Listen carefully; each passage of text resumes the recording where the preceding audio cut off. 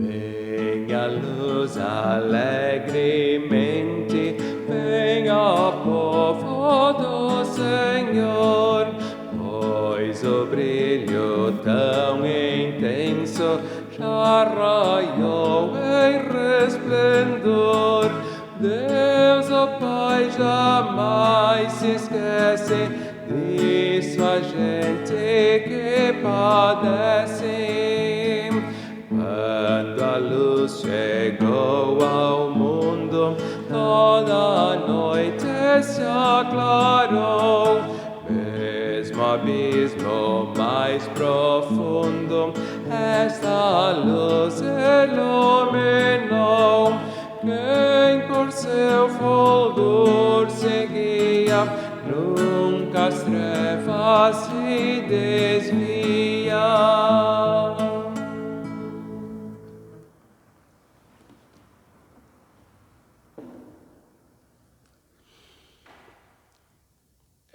O Senhor me disse: Tu és o meu servo, és Israel, por quem hei de ser glorificado. Isaías 49:3. Com essas palavras, que são o lema deste segundo domingo após Epifania, 17 de janeiro de 2021, saúdo todas as pessoas que acompanham esta gravação, especialmente os membros da comunidade evangélica de Lomba Grande e assim também os membros da comunidade evangélica de Confissão Luterana Feitoria. O Senhor me disse: Tu és o meu servo, és Israel, por quem hei de ser glorificado. Estamos, por meio desse lema da semana, novamente no contexto dos chamados hinos do servo sofredor ou servo do Senhor. A Igreja Cristã, ela sempre de novo tem feito referência a esses hinos. O lema da semana passada, que foi tirado de Marcos 1:11, ele remete também aos hinos do servo sofredor, e a Igreja Cristã, ela sempre de novo tem feito referência a esses hinos como hinos que falam de Jesus Cristo, nosso Senhor, afinal de contas, o servo do Senhor por excelência, o servo sofredor por excelência, aquele que morreu pelos pecadores, é o próprio Senhor Jesus Cristo. Por isso, a interpretação mais comum desses 4 hinos que se encontram lá no livro do profeta Isaías é essa interpretação individual que aponta para uma única pessoa, que é Jesus Cristo. O versículo que acabamos de ler agora, ele faz referência a Israel, e por isso existe também uma outra linha de interpretação de Isaías que diz que o servo do Senhor, na verdade, não é um indivíduo, mas é esse povo, esse grupo, que é o povo de Israel, que esse povo é o servo do Senhor, né, e que cumpre então todas as funções que são mencionadas lá em Isaías 42, 49, 50 e 52 e 3.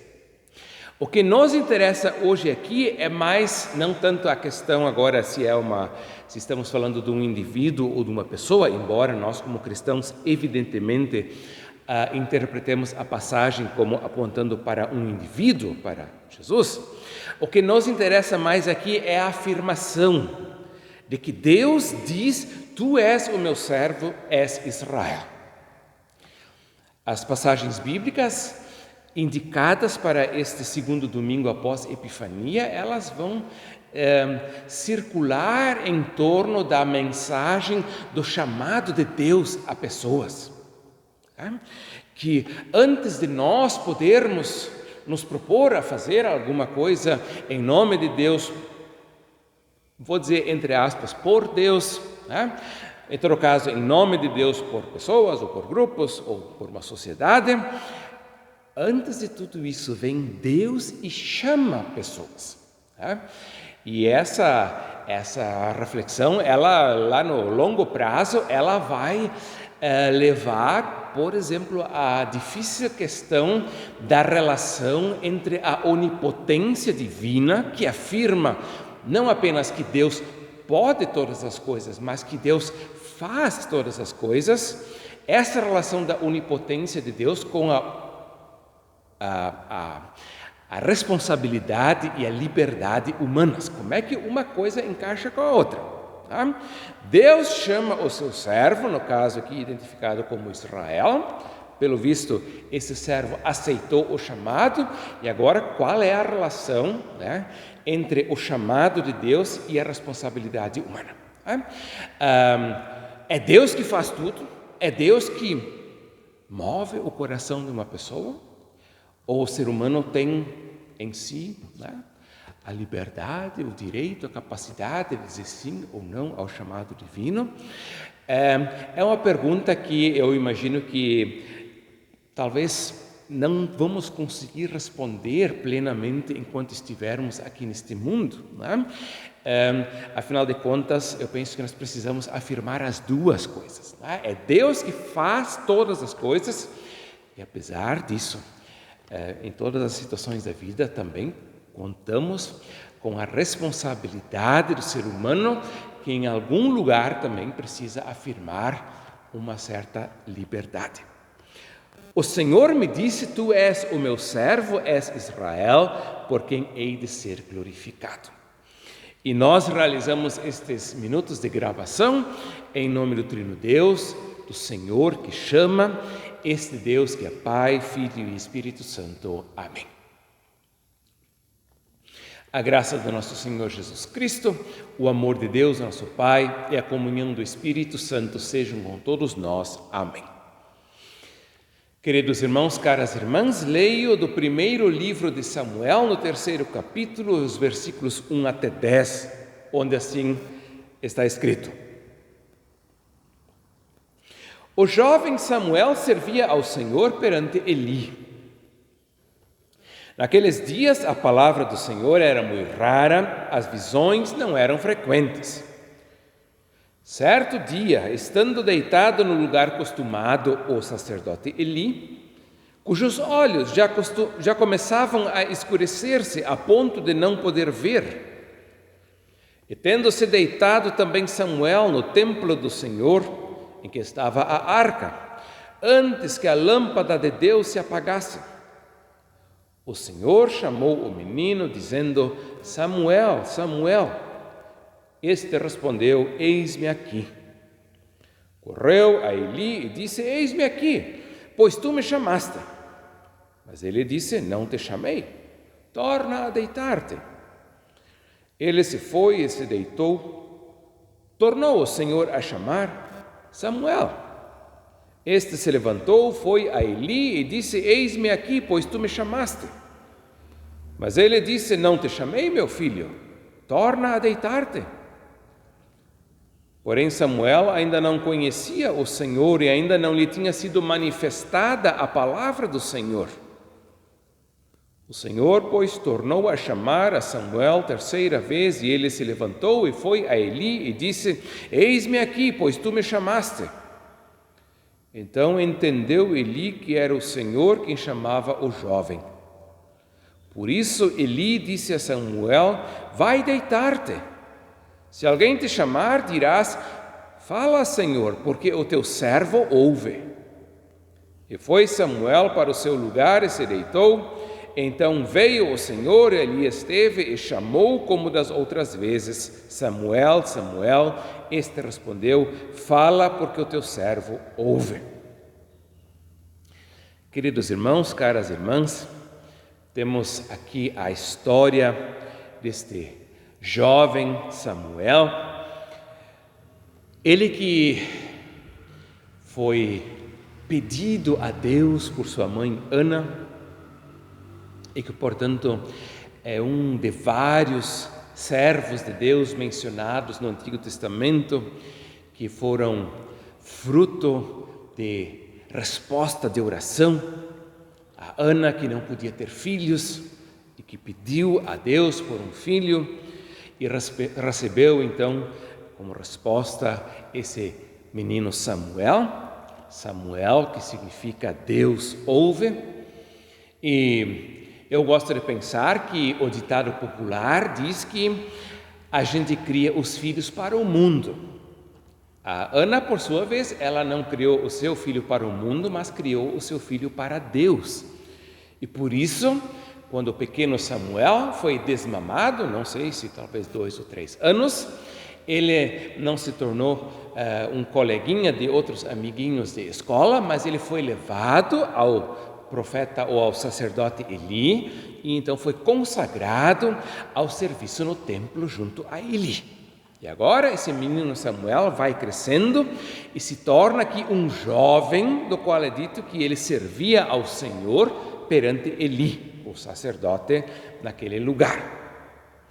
Naqueles dias a palavra do Senhor era muito rara, as visões não eram frequentes, ou seja, o ministério profético, por assim dizer, ele estava meio que em stand-by, ele pouco ocorria.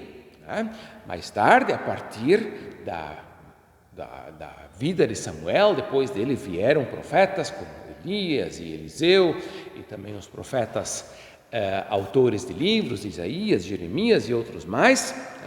Mas nos tempos de Samuel, as visões e as audições eram raras, e isso também explica que o jovem Samuel não entendeu logo, quando ele foi chamado, que o seu chamado não vinha de Eli, mas vinha do próprio Deus.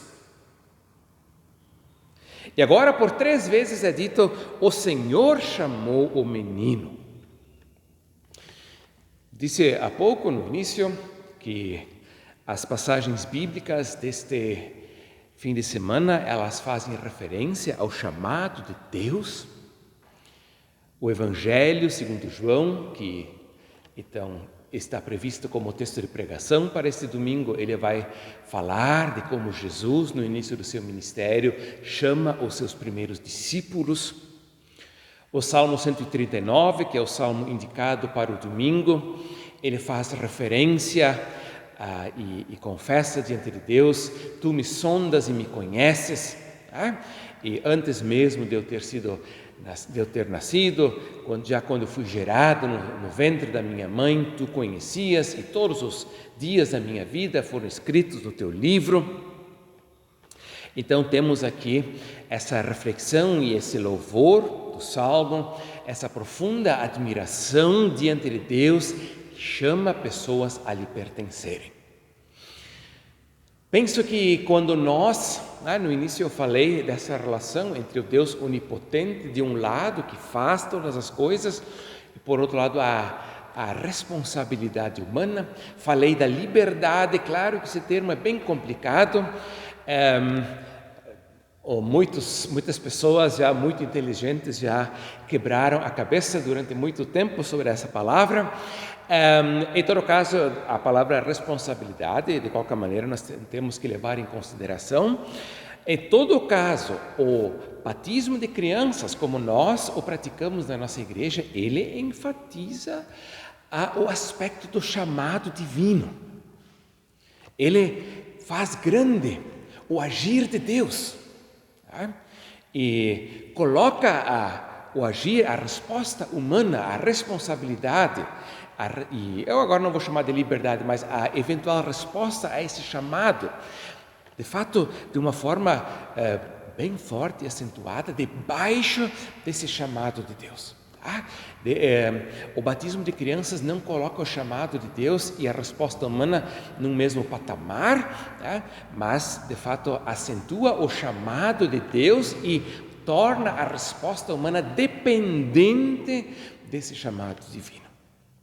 E daí os teólogos, a própria Bíblia vai falar que ali mais importante do que uma referência talvez à liberdade humana que vai responder a Deus da forma como quer, é a referência ao poder da palavra de Deus que cria, que produz aquilo que afirma e que pede que aconteça. Então, assim como Deus no início disse haja luz e houve luz, assim o chamado de Deus é Ele mesmo a condição que opera a capacidade humana de dar uma resposta a esse chamado. Aqui temos o acento também no chamado divino a esse jovem Samuel, que demora até para reconhecer de onde é que vem esse chamado. Deus o chama, antes mesmo de ele, por assim dizer, conhecer a Deus de fato. No caso aqui do Samuel, temos a pronta resposta, eis-me aqui. Em outros casos, bem sabemos, Moisés, Jeremias e outros mais, sabemos que sempre de novo os profetas e servos de Deus procuraram por escusas para não aceitar o chamado de Deus, mas ali tanto mais vemos o poder do chamado divino que escolhe pessoas para o ministério, independentemente da sua qualificação pessoal ou até mesmo independentemente da sua inclinação, do seu desejo pessoal. Chamou Deus o menino Samuel 3 vezes até que finalmente o sacerdote Eli, ele tem aquela intuição, ele diz: Samuel, não sou eu que estou te chamando, provavelmente é o Senhor. E quando a voz vier novamente, então diz, fala, Senhor, que o teu servo escuta. Então veio o Senhor, ele esteve e chamou como das outras vezes, Samuel, Samuel. Este respondeu: fala, porque o teu servo ouve. O lema da semana fala: tu és o meu servo Israel, por quem hei de ser glorificado. Esse lema está no contexto dos hinos do servo do Senhor, do servo sofredor, e nós sabemos o servo do Senhor por excelência é Jesus Cristo, o chamado, o escolhido, o amado de Deus, por meio de quem ele há de ser glorificado. E Jesus Cristo é aquele por meio de quem Deus chama também a nós, fala a sua palavra poderosa, que não apenas pede que algo aconteça, mas que opera aquilo que diz, e que então também concede a nós a capacidade para, em livre resposta, aceitar esse chamado de Deus. Nessa época de Epifania, seguimos meditando a respeito desse servo do Senhor, a luz do mundo que adentrou as trevas, para iluminar também a nossa escuridão, e para isso chamando-nos das trevas para a sua maravilhosa luz. Que Deus nos abençoe, que nós sejamos sempre de novo alcançados pelo seu chamado e que respondamos alegremente: fala, Senhor, porque o teu servo e a tua serva ouvem. E a paz de Deus, que excede todo o nosso entendimento, guardará os nossos corações e as nossas mentes em Cristo Jesus, o nosso Senhor. Amém.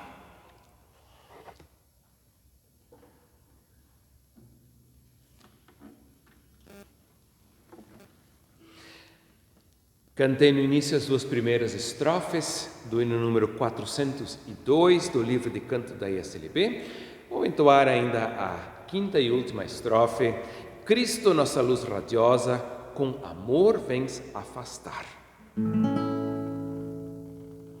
Cristo, nossa luz radiosa, com amor vens afastar esta noite tenebrosa que nos quer fazer tombar. Quando teu amor nos guia, é segura a nossa via.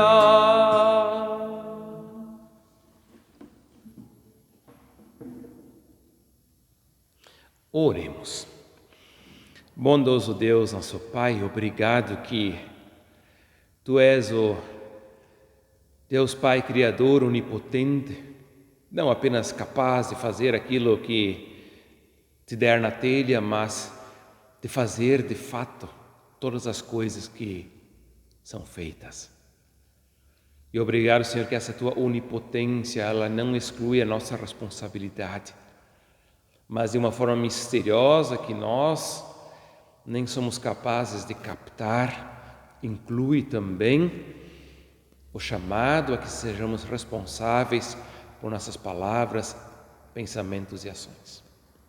Obrigado, Senhor, que Tu chamas pessoas, chamaste Samuel e outros servos Teus do Antigo Testamento, como Moisés, Jeremias, Gideão e tantos outros, e que a Tua palavra é palavra viva, que opera o que diz e que então também concede a nós a possibilidade de uma resposta livre e responsável. Abençoa a todos nós. Obrigado, Senhor, que assim como Jesus Cristo chamou os 12 apóstolos e demais pessoas a segui-lo, que também o Teu Evangelho segue nos chamando para seguirmos a Jesus Cristo e a vivermos na Tua luz. Permite, Senhor, que nessa época de Epifania sigamos caminhando na luz de Jesus Cristo e que nos altos e baixos da vida, nas alegrias e tristezas, em meio ao fracasso, à culpa, ao pecado, que também são característicos da nossa vida, possamos enxergar sempre de novo a Tua luz que brilha por meio do Evangelho, o anúncio do perdão, da salvação, e que assim vivamos em paz, esperança, fé e amor. Tudo isso pedimos, agradecemos e unimos na oração que Jesus Cristo nos ensinou quando dizemos: Pai nosso que estás nos céus, santificado seja o Teu nome, venha o Teu reino, seja feita a Tua vontade, assim na terra como no céu. O pão nosso de cada dia nos dá hoje, e perdoa-nos as nossas dívidas, assim como nós também perdoamos aos nossos devedores. E não nos deixes cair em tentação, mas livra-nos do mal, pois Teu é o reino, o poder e a glória para sempre. Amém. O Senhor te abençoe e te guarde. O Senhor faça resplandecer o seu rosto sobre ti e tenha misericórdia de ti. O Senhor sobre ti levante o seu rosto e te dê a sua paz. Amém.